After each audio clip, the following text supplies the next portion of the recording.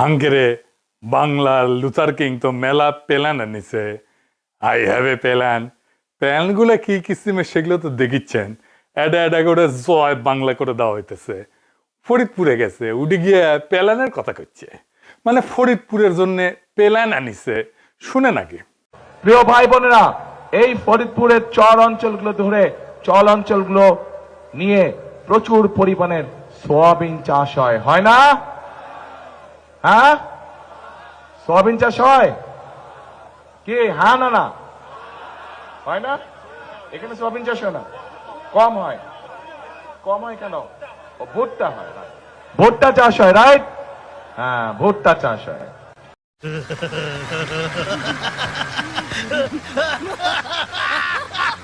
শুনিছেন ফরিদপুরে কি চাষ হয় সেটাও জানে না, পেলে আনিছে। আর ওই দেশ চালাবি, দেশের প্রাইম মিনিস্টার হবি। তো ফরিদপুরে বিএনপির তারেক রহমানের জনসভায় 5 জেলা থেকে লোক আনিছিল, বিভাগীয় সমাবেশ। কিন্তু দেখেন কি অবস্থা, লোকজন নাই, কোনো ইন্টারেস্টও নাই লোকজনের। বক্তৃতা দিচ্ছে বাংলার লুজার কিং, কিন্তু কি করছে শুনিচ্ছেও না। শুনেন। তারা বিকাশ সম্পদ চাইছে, তারা এলাকার চাইছে। দেখেছেন না আপনারা? দেখেছেন এই সংবাদ? ওকে, এখন কেন চাইছে? তারা বাংলাদেশের মানুষের সাথে নৈতিক আচরণ করছে। অথচ আমরা দেখি অন্যদিকে তারা বলে সব মানুষের শাসন দিবে। আরে ভাই, আপনার কাজ চাইতে আপনি শুরু করছেন অনৈতিক বিষয় দিয়ে। যেখানে আপনি নিজেই অনৈতিক বিষয় দিয়ে কাজ শুরু করছেন, সেখানে আপনি কি করে আশা করেন, জনগণ কি করে আশা করবেন যে আপনারা মানুষের শাসন দেবেন? দেখেছেন এদিকে তারেক বসন্ত, মানে জল বসন্ত না গুটি বসন্ত। আমার চান্দির চুল জিনকে পাতলা হচ্ছে, সিনকে দেখি লোকজন নাই হয়ে যাচ্ছে পিছের থেকে। এটাই আসলে বাংলার লুথার কিং এর আসল পলিটিক্যাল শক্তি, বুঝেছাও? তাও আনিছে টাকা দিয়ে ভাড়া করিয়া। মিটিং এর পরে নিজেদের মধ্যে মাইরপিট, টাকার ভাগ নিয়েই মনে হয়। দেখেন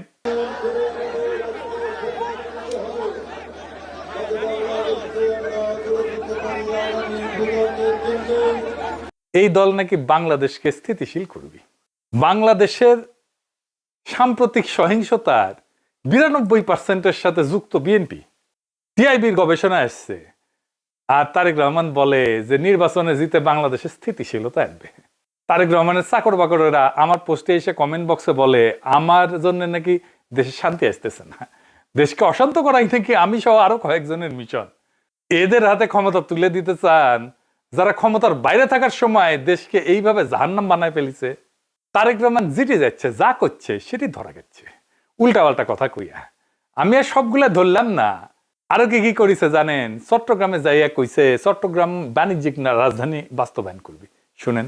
সমগ্র চট্টগ্রাম সহ সারা দেশে বহু মানুষের কর্মসংস্থান হবে, সারা দেশে ব্যবসা বাণিজ্য অনেক চাঙ্গা হবে, যাতে করে মানুষের কর্মসংস্থান হবে, মানুষ চাকরি ব্যবসা বাণিজ্য করে যেতে পারবে। কি সেটি? বাণিজ্যিক রাজধানী।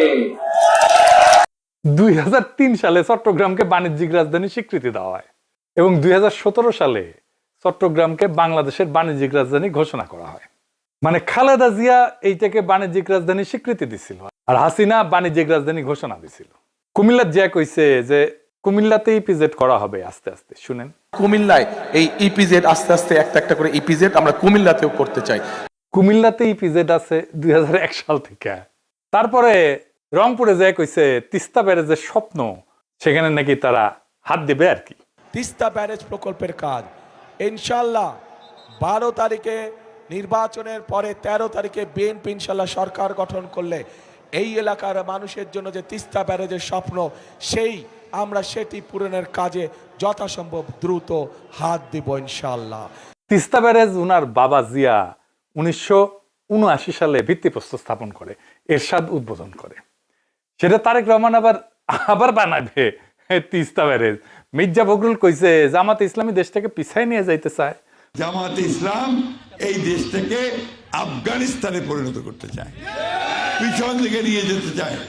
জামাতে ইসলাম একটা দল, যে দলটা আমাদেরকে সামনের দিকে যেতে বাধা দেয়। বন্ধুগণ, আমরা পিছনে যেতে চাই না।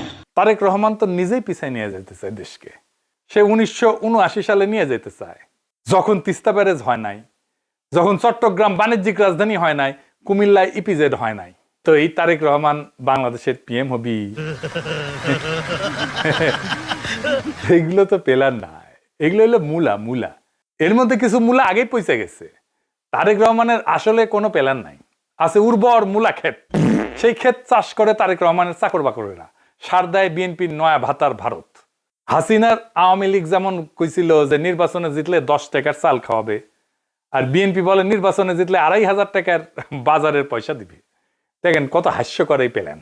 বিএনপি যদি ক্ষমতা দেয়, আমরা একটা ফ্যামিলি কার্ড দিব। এই ফ্যামিলি কার্ডের মধ্যে আমরা কি দেব? প্রতি মাসে আমরা 2,500 টাকার দ্রব্যমূল্য জিনিস ফেরত, নিত্য প্রয়োজনীয় জিনিস আপনার এটা দরকার।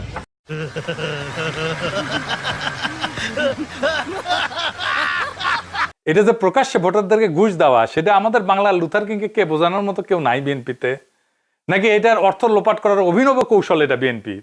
নির্বাচনে জিতলে ফ্যামিলি কার্ডের যে মূলা বিএনপি দেখাইতেছে, তা তো জনগণের টাকায় বাস্তবায়ন করতে হবে, নাকি তারেক রহমানের নিজের পকেট থেকে দিবে? তাও আবার যদি ক্ষমতা আসে আর বাস্তবায়ন করতে পারে, তো আপনারা বলেন এই কার্ড দেয়া বা নেয়ার প্রতিশ্রুতিতে বিএনপির অবদান কি? জনগণের টাকা জনগণকে দিবে, আর ভাব এমন করতেছে যে এই টাকা বৈদেশিক অনুদানের মাধ্যমে তারেক রহমানের নিজের পকেট থেকে দিবে বা বিএনপির নিজের ফান্ড থেকে দিবে। নিজে তো চলে চান্দার টাকায়, তারেক রহমানের জমিদারি বেচা তো দিবে না। এটাতে সরকার তো আয় করে না, সরকারের টাকা তো আমার আপনার টাকা। আমি কাজ করলে সরকার বেতন দেয়, কিন্তু বিনা পরিশ্রমে যে টাকা দিবে সেই টাকা তো কাউকে না কাউকে রোজগার করতে হবে, উপার্জন করতে হবে। কে করবে উপার্জনটা? মানে আরেকজনের পকেট থেকে নিয়ে আপনি আরেকজনকে দিবেন, আপনার টাকাই আপনাকে দিবে। আপনার জীবনে বা বাংলাদেশের অর্থনীতিতে কোনো প্রভাবই পড়বে না।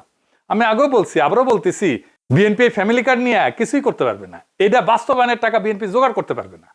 আর জোগাড় করতে পারলে বাংলাদেশে মুদ্রাস্ফীতি হবে ব্যাপক হারে।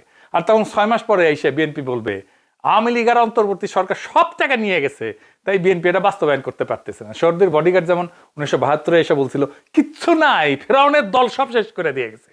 শুনেন, টাকা নাই, পয়সা নাই, চাল নাই, ডাল নাই, রাস্তা নাই, রেলওয়ে ভেঙে দিয়ে গেছে, সব শেষ করে ফেরাউনের দল সব শেষ করে দিয়ে গেছে। তো ট্রেনিং তো আছেই, অঙ্কেই কবি আর কি, যে কিছুই নাই, আমরা কেমনে করব, এত যে খারাপ অবস্থা আমরা তো জানতাম না। বিএনপি সেই একই অজুহাত দিবে। তা এখনই আপনাদের কয়ে দিতেছি, পরে মিলিয়ে নেওয়ার সুযোগ থাকলে মিলিয়ে নিয়েন। আবার সেদিন দেখলাম কইতেছে তারেক রহমান ক্ষমতায় গেলে নাকি প্রাইমারি শিক্ষকদের ট্যাব দিবে। ট্যাব এই যে এই ট্যাব দিয়ে নাকি প্রাইমারি স্কুলের শিক্ষকেরা প্রশিক্ষণ নিবে নিজেরা, আবার অন্যদের প্রশিক্ষণও দিবি।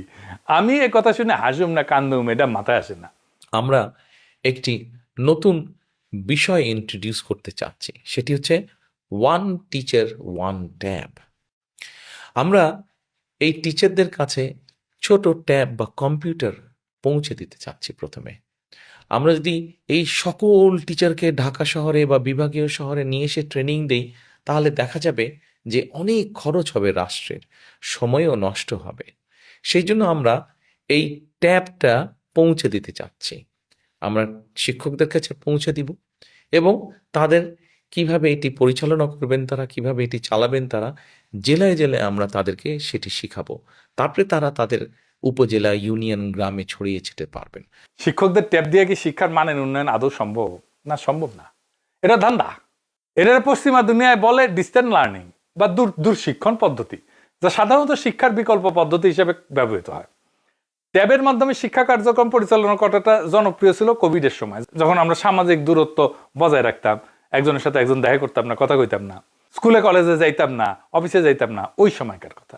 কিন্তু শিক্ষকদের ট্যাব দিলে যে শিক্ষার্থীরা তার সুবিধা পাবে, এটা একটা কাল্পনিক প্ল্যান। বাংলাদেশে প্রাইমারি স্কুলে অধিকাংশ সুবিধা বঞ্চিত ছাত্রছাত্রীরা পড়াশোনা করে। এই জন্যই প্রাইমারি থেকে উচ্চ মাধ্যমিকের ড্রপ আউট ঠেকানোর জন্য স্কুলগামী শিক্ষার্থীদের পিতা মাতাদেরকে অর্থ সহায়তা দিত হাসিনার আওয়ামী লীগ সরকার। এটা একটা যুক্তি ছিল যে পারিবারিক অর্থ উপার্জনের জন্য বাবা মা সন্তানের পড়াশোনা যেন বন্ধ না করে দেয়। বিএনপি, আওয়ামী আর ভারতের সালসাকাইয়া আন্দাজে ডিল মারতেছে, আর প্রমাণ হইল এই ট্যাবের আইডিয়া দিয়া। এর পিছনে আছে ভয়ঙ্কর এক লোভের ফাঁদ, ধান্দা। এই প্রাইমারি শিক্ষকেরা নির্বাচনে পোলিং অফিসারের দায়িত্ব পালন করবে অনেক ভোট কেন্দ্রে। তারেক রহমান এই সমস্ত নির্বাচনের দায়িত্বে নিয়ে যেত অফিসারদেরকে ট্যাব পাওয়ার লোভ দেখাইতেছে যেন তারা বিএনপির ভোট চুরির প্ল্যানকে বাধা না দেয়। এটা আর একটা প্ল্যান। নির্বাচনে যে তারপরে এই শিক্ষকদেরকে ট্যাব দেওয়ার নামে প্রথমে বিএনপির কোনো ব্যবসায়ীকে কাজ দিবে, 10,000 টাকার ট্যাব 1 লাখ টাকায় কিনবে, তারপর ওই ট্যাব চালানোর জন্য প্রশিক্ষণের নামে কোনো একটা কনসাল্টিং ফার্ম নিয়োগ করবে, সেটাও আর বিএনপির, সেখান থেকে টাকা খাবে সবাই। তারপর কোটি কোটি যেন 10% যাবে আর কি। তারপর ওই সমস্ত ট্যাব আর শিক্ষা কন্টেন্ট বানানোর জন্য আবার প্রকল্প আর পয়সা, খালি ধান্দা আর ধান্দা। তারেক রহমানের সব চাকর বাকরেরা কোমরাত গামছা বান্ধ দিছে টাইট করে, যে কোনটি কোনটি ধান্দা করবে পারে। দিন শেষে ওই সমস্ত বাতিল ট্যাব দিয়া দেশে শিক্ষা কার্যক্রম হবে না, প্রাইমারি শিক্ষকদের বাচ্চারা গেম খেলার কাছে ব্যবহার করবে। লিখে নিয়েন, এই হলে বিএনপির প্ল্যান। এখন বিএনপির সব লেসপেন্সার গুলো বলে, দাদা আপনি কিছু কেমনে জানলেন? ভাই আমরা রাজনীতি করি, মানুষের সাথে মিশি, কথা বলি, মানুষ নিয়ে আমাদের কাজ। আমরা টেম্পু স্ট্যান্ড দখল, আওয়ামী লীগের ব্যবসা দখলের ধান্দা করি না। যাই হোক, মূল আলাপে আসি। বাংলাদেশের আগামীর পররাষ্ট্রনীতি কি হবে, কেউ এটা নিয়ে কথা কয় নাই। আসেন আজকে আমরা এটা নিয়ে কথা কই।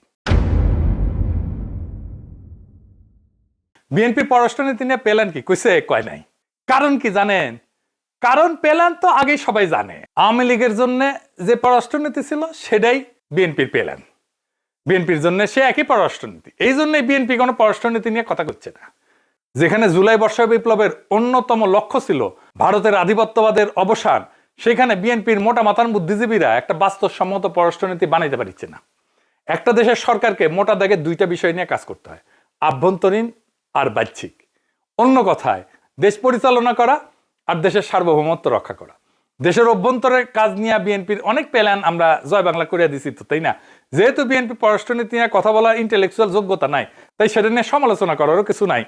এই বিষয়ে বিএনপি আগেই 2 হাত তুলিয়া আমাদের বুঝাই দিছে, স্যারেন্ডার করিছে, স্যালেন্ডার যে আওয়ামী লীগ যেমন দেশকে ভারতের কাছে বর্গা দিয়া আমাদের পররাষ্ট্র মন্ত্রণালয়কে ধ্বংস করেছে, তেমনি বিএনপি দেশকে ভারতের কাছে বর্গা দিয়ে রাখবে। পররাষ্ট্রনীতি তো সামলাবে ইন্ডিয়া, বিএনপির জন্য সামলাবে, আওয়ামী লীগের জন্য সামলেছে, বিএনপির জন্য সামলে দিবে। আর বিএনপি খালি দেশে লুটপাট, চাঁদাবাজি, দেনদারবাজি, ধান্দাবাজিতে মনোনিবেশ করবে। এই হলো প্ল্যান। আসেন আজকে আপনাদেরকে আমাদের ঐক্যবদ্ধ বাংলাদেশ নামের জাতীয়তাবাদী ফ্রন্টের পররাষ্ট্রনীতি নিয়ে কিছু বলি। বিএনপির সব ছাত্রী বুদ্ধিজীবীরা বসে পড়েন প্ল্যান কপি পেস্ট করার জন্য। আসেন আমরা আল্লাহর নামে শুরু করি। আগামীর বাংলাদেশে মুজিবের এই সকলের সাথে বন্ধুত্ব আর কারোর সাথে বৈরিতা না, এমন কোনো পররাষ্ট্রনীতি থাকবে না, থাকবে না। এটা ফুল স্টপ, এটা শেষ। কারণ ওইটা ভারতের শিখায় দেওয়া পররাষ্ট্রনীতি।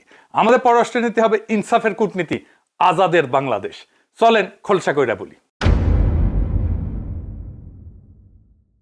ইনসাফের কূটনীতি হইল সেই নীতি যা দিয়ে আন্তর্জাতিক সম্পর্কে ইনসাফ প্রতিষ্ঠাকে সর্বোচ্চ প্রাধান্য দেওয়া হবে। ইনসাফের 5টা খুঁটি থাকবে, 5টা। এই 5 খুঁটির ধারণা কিন্তু ইসলামের 5টা স্তম্ভের ধারণার সাথে মিলে যাইতেছে একেবারে বরাবর। ইসলামের 5টা স্তম্ভ আছে না, কলিমা, নামাজ, রোজা, হজ, যাকাত।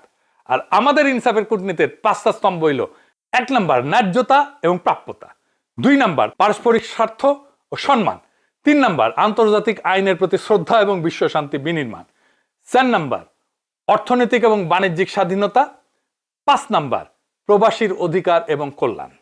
চলেন একটা একটা করে খোলাসা করি। ইনসাফের কূটনীতিতে প্রথম স্তম্ভ হবে ন্যায্যতা এবং প্রাপ্যতা। স্বাধীনতার পর থেকে যেই সমস্ত দেশ আমাদের আর্থিক এবং রাজনৈতিকভাবে সহায়তা দিচ্ছে, তারা আমাদের থেকে সেই পরিমাণে বন্ধুত্ব আর বাজার সুবিধা লাভ করবে। ধরেন জাপান, স্বাধীন বাংলাদেশে এই পর্যন্ত সর্বোচ্চ উন্নয়ন সহযোগিতা দিচ্ছে আমাদের জাপান। সেই প্রেক্ষিতে জাপানের সাথে আমাদের ওই রকম বাণিজ্যিক সম্পর্ক নাই কিন্তু। আবার ধরেন সৌদি আরব, স্বাধীনতার পর থেকে মুসলিম বিশ্বের দেশ হিসেবে সৌদি আরবের কাছ থেকে আমরা অনেক সহায়তা পাইছি। ইনসাফের কূটনীতিতে এই সমস্ত রাজনৈতিক সহায়তাকে পূর্ণ সম্মান দেওয়া হবে। তেমনি ইউরোপের বাজারে আমাদের পণ্যের যেভাবে শুল্কমুক্ত রপ্তানি সুবিধা দেওয়া হয়েছিল, তা বজায় রাখতে আমরা তাদের সাথে বাণিজ্যিক সম্পর্ককে আরো জোরদার করব। ইউরোপ থেকে আমাদের উন্নত প্রযুক্তি আমদানি করতে হবে। যেমন ধরেন আমরা সেই প্রযুক্তি আমদানি করব, আর আমাদের দেশে সেই প্রযুক্তির কোনো না কোনো অংশ উৎপাদন করার জন্য আমাদের জনশক্তিকে ব্যবহার করবে, আমাদের দেশে কারখানা বানাবে। তাই আমদানি আমাদের সক্ষমতাও বাড়াবে। অন্যদিকে সেই পণ্যের কোনো না কোনো উপাদান উৎপাদনের জন্য আমাদের দেশের জনশক্তিকে আমরা দক্ষ করে তুলতে পারবো, প্রযুক্তি নিয়ে আসতে পারবো। এমন অনেক দেশ আছে যারা আমাদেরকে ধর্মীয় দৃষ্টিকোণ থেকে বিভিন্ন সহায়তা দিয়ে আসছে, যেমন ধরেন তুরস্ক, কাতার, ইন্দোনেশিয়া। এই সমস্ত দেশের সাথে বাণিজ্যিক এবং কূটনৈতিক সম্পর্ক গড়ে তোলাটাই আমাদের ইনসাফের কূটনীতির প্রথম স্তম্ভের লক্ষ্য। এরপরে আসেন পরের পয়েন্টে। পারস্পরিক স্বার্থ এবং সম্মান, এটা মূলত ভারতের জন্য। ভারত নিয়ে আমাদের পররাষ্ট্রনীতি কি হবে, এটা সবচেয়ে ক্রিটিক্যাল আমাদের জন্যও। ভারত ছাড়া অন্য যে সমস্ত দেশের সাথে আমাদের সম্পর্ক নিয়ে আমাদের ভাবতে হবে, তাদের ক্ষেত্রে এই স্তম্ভটা প্রাধান্য পাবে। এই স্তম্ভ নিশ্চিত করবে, তার মানে পারস্পরিক স্বার্থ এবং সম্মান। এই স্তম্ভটা যে সমস্ত দেশ আমাদেরকে স্বাধীন রাষ্ট্র হিসেবে আমাদের স্বার্থে আঘাত করবে না, আমাদের আভ্যন্তরীণ বিষয়ে নাক গলাবে না, আমাদের রাজনীতিতে শত্রুমিত্র তৈরি করবে না, সেই সমস্ত দেশের সাথে আমাদের বন্ধুত্ব বজায় থাকবে এবং প্রয়োজনে তা জোরদার করা হবে। এখন ভারত যদি আওয়ামী লীগারদের আশ্রয় দেয়, হাসিনাকে আশ্রয় দেয়, বাংলাদেশের রাজনীতিতে হস্তক্ষেপ করে, গোয়েন্দা কারবারি করে, চোরাচালানকে উৎসাহিত করে, সীমান্ত হত্যা করে, অভিন্ন নদীর পানি আটকায় দেয়, বাংলাদেশের বিরুদ্ধে ক্রমাগত ঘৃণা উৎপাদন করে, আর তাদের দেশে মুসলমান কোপানো, এইগুলো যদি না থামায়, তাইলে এইগুলা নিয়ে আমরা ভারতের সাথে আলোচনায় বসবো। তাদেরকে বুঝাতে হবে আমাদের পররাষ্ট্রনীতিটা কি, আমাদের স্বার্থ কি, এবং তাদের সাথে বন্ধুত্ব রক্ষার চেষ্টা করব এইভাবে। তবে ভারত বা অন্য কোনো দেশ যদি আমাদের আত্মমর্যাদা এবং জাতীয়গত সম্মানকে অবজ্ঞা করে, তাহলে আমরা তাদের থেকে দূরত্ব বজায় রাখবো, প্লেন অ্যান্ড সিম্পল। শুধু তাই না, দেশের স্বার্থের বিপক্ষে অতীতের যে কোনো সরকারের করে দেওয়া সকল অসম চুক্তিকে পুনর্বিবেচনা করে তার ন্যায্যতা এবং প্রাপ্যতার ভিত্তিতে পুনর্নির্ধারণ করা হবে। দেশের সার্বভৌমত্ব রক্ষা করবে আমাদের দেশ এবং দেশের জনগণ, অন্য কেউ না। পরের পয়েন্ট, আমাদের পররাষ্ট্রনীতিতে আন্তর্জাতিক আইনের প্রতি পূর্ণ সম্মান এবং আস্থাকে প্রাধান্য দেওয়া হবে। একই সাথে বিশ্বশান্তি প্রতিষ্ঠায় বাংলাদেশের অগ্রগামী ভূমিকা নিশ্চিত করা হবে। আন্তর্জাতিক আইনের যে সমস্ত বিষয়ে বাংলাদেশ প্রতিশ্রুতিবদ্ধ তা নিষ্ঠার সাথে পালন করা হবে। জাতিসংঘ ব্যবস্থার মাধ্যমে সকল আন্তর্জাতিক সমস্যার যৌক্তিক সমাধান নিশ্চিত করা হবে। রোহিঙ্গা সমস্যা সমাধানে আন্তর্জাতিক আইনের ব্যবহার করবে বাংলাদেশ। একই সাথে যারা এই প্রচারণা করছে যে আমাদের জোট ক্ষমতা আসলে নারীর অধিকার বিনষ্ট হবে, তাদেরকে বলি যেন তারা ভালো কইরা আন্তর্জাতিক আইনে নারী ক্ষমতায়ন এবং অধিকার নিশ্চিতে বাংলাদেশ কি কি প্রতিশ্রুতি করছে জাতিসংঘে তা একটু পড়ে দেখে। মূর্খ দ্বারা তো কিছু পড়ে না। আমাদের জোট নির্বাচিত হলে কোনো প্রতিশ্রুতির বরখেলাপ করা হবে না, বরং নারীর পূর্ণ সামাজিক সম্মান এবং অর্থনৈতিক স্বনির্ভরতা নিশ্চিতে অন্যান্য প্রয়োজনীয় আন্তর্জাতিক কনভেনশনে বাংলাদেশ যুক্ত হবে। পাশাপাশি বিশ্বশান্তি প্রতিষ্ঠায় হবে আগামীর বাংলাদেশের পররাষ্ট্রনীতির মাপকাঠি। জাতিসংঘের শান্তি রক্ষা মিশনে বাংলাদেশের সর্বোচ্চ অংশীদারিত্ব নিশ্চিতে কূটনৈতিক পদক্ষেপ গ্রহণ করা হবে, যেন আমাদের সশস্ত্র বাহিনী বিশ্ব দরবারে শান্তি রক্ষার আইকন হয়ে উঠতে পারে। আইন শৃঙ্খলা বাহিনীকে আন্তর্জাতিক স্ট্যান্ডার্ড অনুযায়ী প্রশিক্ষণ দেওয়া হবে, যেন তারা আন্তর্জাতিক মানদণ্ড অনুযায়ী আইন শৃঙ্খলা কার্যক্রম পরিচালনা করতে পারে। অতীতের মতো আইন শৃঙ্খলা বাহিনী যেন দলীয় বাহিনীতে পরিণত না হয়, সেই ব্যবস্থা করা হবে। আমাদের সশস্ত্র বাহিনীর বন্দুক যেন 24-এর মতো আমাদের দিকে গুলি না ছুটতে পারে তা নিশ্চিত করা হবে। অর্থনৈতিক এবং বাণিজ্যিক স্বাধীনতা, এইটার মানে হইল আমাদের জোট ক্ষমতা আসবে তো অবশ্যই ইনশাল্লাহ, বাংলাদেশ হবে একটা উন্মুক্ত এবং প্রতিযোগিতামূলক বাজার। বাংলাদেশের বাজার সকল দেশের জন্য খুলে দেওয়া হবে। সকল আমদানি হবে প্রতিযোগিতার ভিত্তিতে, যেখানে পণ্যের মান এবং যৌক্তিক মূল্যকে আমদানির জন্য প্রাধান্য দেওয়া হবে। সিন্ডিকেটের মাধ্যমে পণ্য আমদানি করে দেশের ভোক্তা এবং উৎপাদনকারীদেরকে জিম্মি করার সকল সংস্কৃতিকে চিরতরে কবর দিয়ে দেওয়া হবে। আওয়ামী লীগের মতো বাংলাদেশকে ভারতের মনোপলি তো দূরের কথা, আমরা ক্ষমতায় না আসলেও কেউ যদি বাংলাদেশের বাণিজ্যিক এবং অর্থনৈতিক স্বাধীনতা বিনষ্ট করার চেষ্টা করে, তাকে প্রতিহত করা হবে। চাল, ডাল, অন্যান্য কাঁচামাল সহ আমদানি ভিত্তিক সকল পণ্যের মান নিশ্চিত করে যেই দেশ কম দামে দিবে তার থেকে আমদানি করা হবে, কাউকে আলাদা সুবিধা দেওয়া হবে না। দেখেন কি সুন্দর আমাদের পররাষ্ট্রনীতি। প্রত্যেকটা স্তম্ভ আরেকটার সাথে কিভাবে সম্পর্কিত। একটা দালান যেমন সকল পিলারের সমন্বিত শক্তিতে দাঁড়ায় থাকে, তেমনি আমাদের ঐক্যবদ্ধ বাংলাদেশ জোটের পররাষ্ট্রনীতি তার 5টা স্তম্ভের মাধ্যমে কাঁধে কাঁধ রেখে দেশের সার্বভৌমত্বকে রক্ষা করে যাবে। এবার চলেন আমাদের সকল স্তম্ভের মধ্যমণি নিয়ে আলোচনা করি।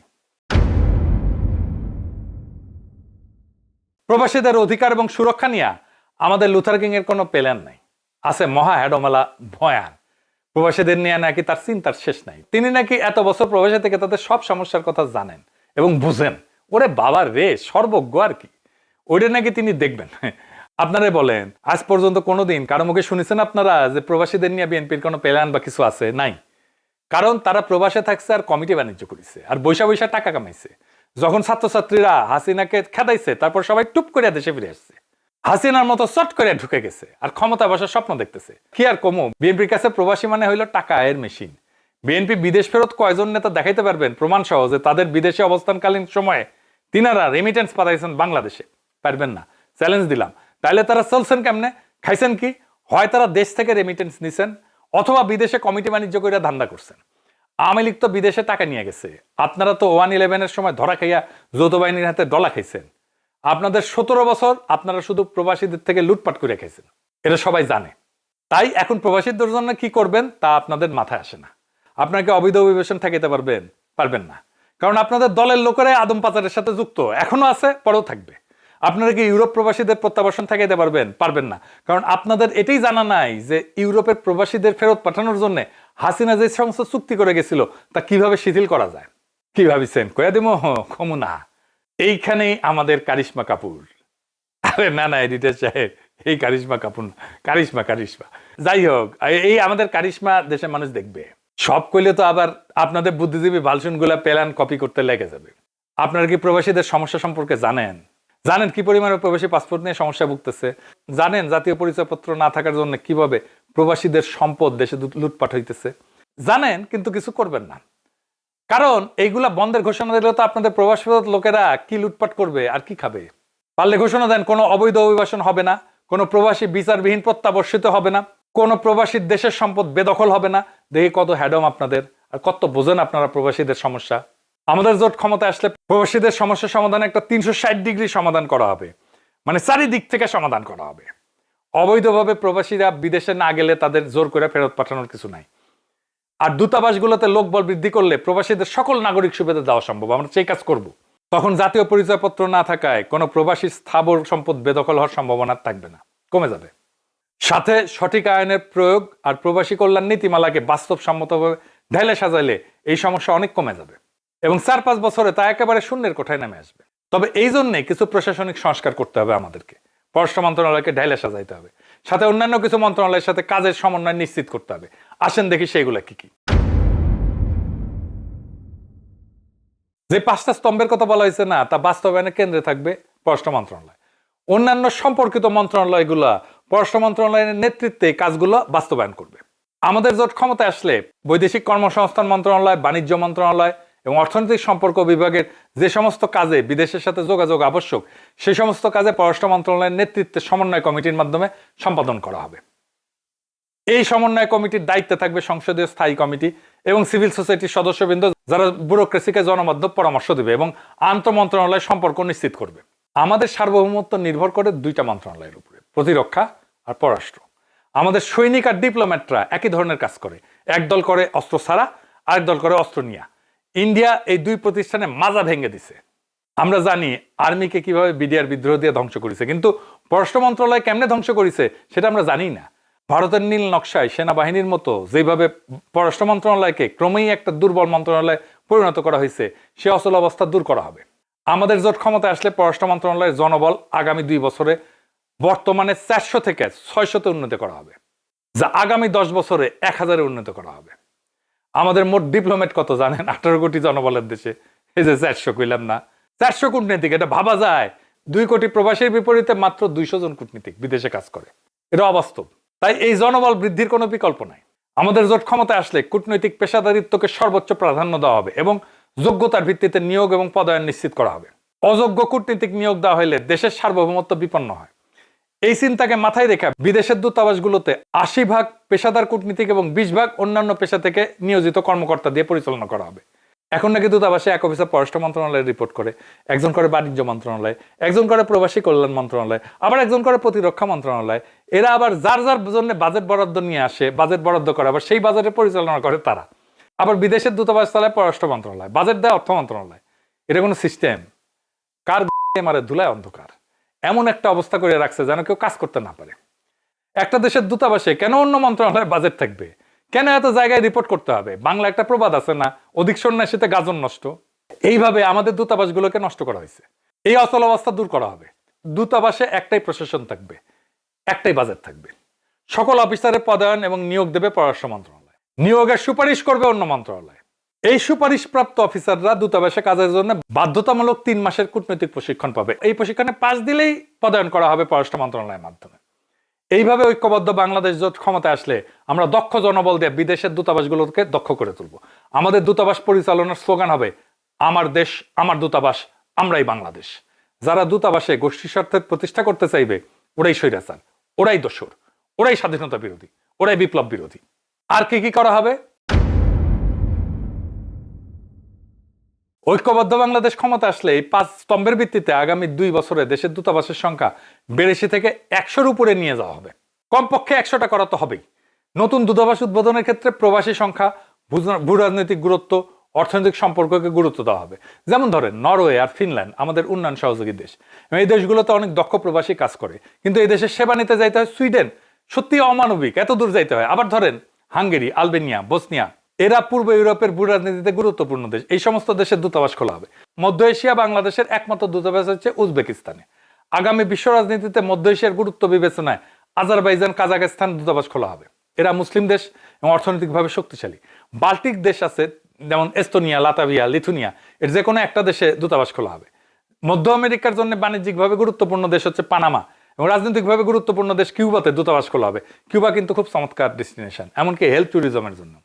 আর তো কমিউনিস্ট দেশ তো বটেই, কমিউনিস্ট কান্ট্রি, উড়ি তো খোলাই লাগবে। উড়ি দরকার হলে 2টা দূতাবাস খোলা হবে। পাশাপাশি দক্ষিণ আমেরিকা বাণিজ্য সম্প্রসারণের জন্য আর্জেন্টিনা, পেরু, চিলি, কলম্বিয়াতে দূতাবাস খোলার উদ্যোগ নেওয়া হবে। আর আফ্রিকাতে যে সমস্ত দেশে বাংলাদেশের শান্তি রক্ষা মিশন পরিচালনা করতেছে সে সমস্ত দেশে প্রাধান্য দিয়ে দূতাবাস খোলা হবে, যেমন ধরেন লাইবেরিয়া, মধ্য আফ্রিকান রিপাবলিক, কঙ্গো ইত্যাদি। এর পাশাপাশি অর্থনৈতিকভাবে গুরুত্বপূর্ণ যেমন Angola, Ghana, Senegal, Uganda, Namibia, Tanzania, মাদাগাস্কারে দূতাবাস খোলা উচিত আমি মনে করি। দক্ষিণ সুদান, এইখানে কৃষিভিত্তিক পণ্যের একটা বিশাল সম্ভাবনা আছে, এইখানে দূতাবাস খোলার কথা বিবেচনা করা যেতে পারে। তবে ইন্ডিয়াতে এখন যে 5টা দূতাবাস আছে জানেন, এখানে এইটা রাখা দরকার কিনা এটা আমাদের বিবেচনা করতে হবে। ভারতে 5টা দূতাবাস রাখার কোনো কারণ নাই, একটা দিল্লিতে আর একটা কলকাতাতে থাকবে, ব্যাস। এইবার আমার ক্ষুদ্র ভাতার ভগিনীরা মনে হয় খুশি হয়েছে। যাই হোক, এরপরে আসি আরেকটা প্রসঙ্গে, আমাদের দূতাবাসে যে সমস্ত কর্মকর্তারা কাজ করে তাদের প্রসঙ্গ। বিদেশে কর্মরত সকল কূটনীতিকের বেতন ভাতা প্রতিবার বেতন স্কেল নির্ধারণের সাথে সাথে পুনর্নির্ধারণ করা হবে। দূতাবাস কর্মকর্তাদের বেতন এবং অন্যান্য সুযোগ সুবিধা জাতিসংঘের যে বেতন কাঠামো এই অনুযায়ী নির্ধারণ করা হবে। আমাদের কূটনীতিকদের কাজ করতে হয় আন্তর্জাতিক মানদণ্ড অনুযায়ী, তাই তাদের বেতনও হওয়া উচিত আন্তর্জাতিক মানদণ্ডে। সকল বেতন এবং ভাতা প্রত্যেক বছর জাতিসংঘের ভাতা যেই নিয়মে বৃদ্ধি পায় সেভাবে স্থির করা হবে। অর্থাৎ মুদ্রাস্ফীতি যাই হোক না কেন, দূতাবাসের কর্মকর্তাদের আয় এবং স্বাচ্ছন্দ্য যেন অপরিবর্তিত থাকে। ইনসাফ শুধু সেবা গ্রহীতার জন্য না, সেবাদাতার জন্য ইনসাফ নিশ্চিত করা হবে। না হলে মূল থেকে কোনো সমস্যার সমাধান নিশ্চিত করা যাবে না। অপর্যাপ্ত বেতনে প্রতিপালিত কূটনীতিকদের কাছ থেকে দক্ষতা আশা করা উচিত না। আগে তাদের সমস্যা অনুধাবন করা জরুরি, এবং আমাদের জোট তাই করবে। সবশেষে আমাদের আন্তর্জাতিক বন্ধুদের জন্য একটাই বার্তা, আমাদের একটাই প্রতিশ্রুতি, আমরা ইনসাফের কূটনীতি উপহার দেব আমাদের বিদেশের বন্ধুদের, আর দেশের মানুষদেরকে উপহার দেব আজাদির বাংলাদেশ, যেখানে দেশ এবং প্রবাসের সকল বাংলাদেশি মাথা উঁচু করে জীবিকা নির্বাহ করবে আর গর্ব ভরে অন্যকে নিজের পরিচয় দিয়ে বলবে, আমি বাংলাদেশি, আমরাই বাংলাদেশ। ইনকিলাব জিন্দাবাদ।